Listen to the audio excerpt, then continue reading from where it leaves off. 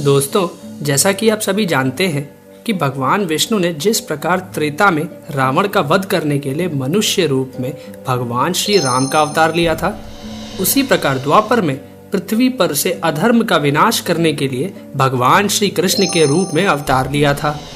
दोस्तों, ये परमपिता ब्रह्मा जी द्वारा बनाया हुआ विधान है कि जो भी प्राणी इस नश्वर शरीर के साथ इस पृथ्वी पर जन्म लेगा, उसकी मृत्यु होना स्वाभाविक है। इसी कारण त्रेता में भगवान श्री राम ने अपने शरीर का त्याग किया था और द्वापर में भगवान श्री कृष्ण को भी मृत्यु को प्राप्त होना पड़ा था। तो आइए जानते हैं भगवान श्री कृष्ण की मृत्यु का कारण क्या था। दोस्तों, आप लोगों ने ये तो सुना ही होगा कि भगवान कृष्ण को एक जरा नाम के बहेलिये ने तीर मारा था, जिसके कारण भगवान श्री कृष्ण की मृत्यु हो गई थी।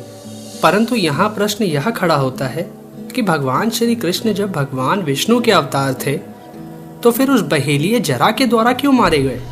उन्होंने भी भगवान श्री राम की तरह अपनी इच्छा के अनुसार अपने शरीर का त्याग क्यों नहीं किया? दोस्तों, इस पृथ्वी पर बिना कारण तो कुछ भी नहीं होता है, इसलिए भगवान श्री कृष्ण की मृत्यु के पीछे भी एक कारण था।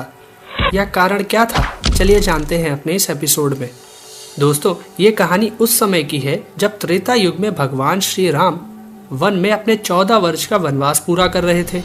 परंतु तभी लंका के राजा रावण के साथ उनका बैर उत्पन्न हो जाता है। इस कारण वह दुष्ट रावण छल के द्वारा देवी सीता का हरण कर लेता है।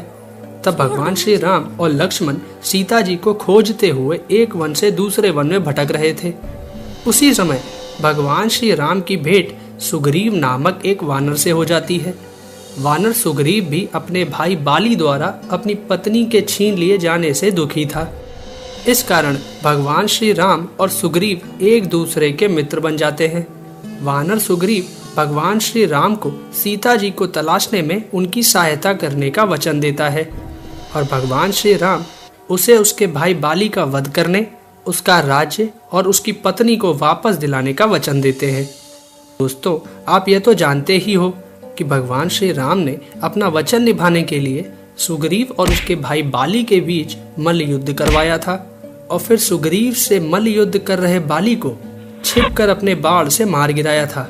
दोस्तों, बाली बड़ा ही बलवान था, उसे सामने से कोई भी योद्धा नहीं मार सकता था। इस कारण भगवान श्री राम ने उसे छिपकर मारा था। बाली की मौत से उसकी पत्नी तारा बहुत दुखी हुई थी और उसने क्रोध में आकर भगवान श्री राम को यह श्राप दे दिया था कि जिस प्रकार तुमने मेरे पति को छिपकर मारा है, उसी प्रकार अगले जन्म में मेरा पति तुम्हें छिपकर मारेगा। दोस्तों, कहा जाता है कि बाली की पत्नी तारा के श्राप के कारण ही उसके पति बाली ने द्वापर में एक बहेलिये के घर जन्म लिया था। उस जन्म में उसका नाम जरा था। जरा रात के समय अपने धनुष बाण से पेड़ों पर बैठे पशु और पक्षियों का शिकार किया करता था। दोस्तों, कहा जाता है कि भगवान श्री कृष्ण के पैर के तलवे में जन्म से एक चिन्ह था जो रात के अंधेरे में चमकता था और वही चिन्ह उनकी मृत्यु का कारण बनेगा।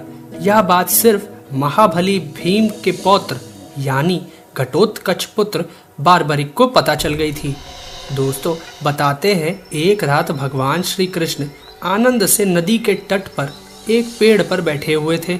तब उनके पैर के नीचे चमकते चिन्ह को देख शिकार पर निकले बहेलिये जरा को लगा कि वह किसी पक्षी की आंख है और उसने उसे लक्ष्य करके अपना तीर चला दिया और इससे भगवान श्री कृष्ण की मृत्यु हो गई।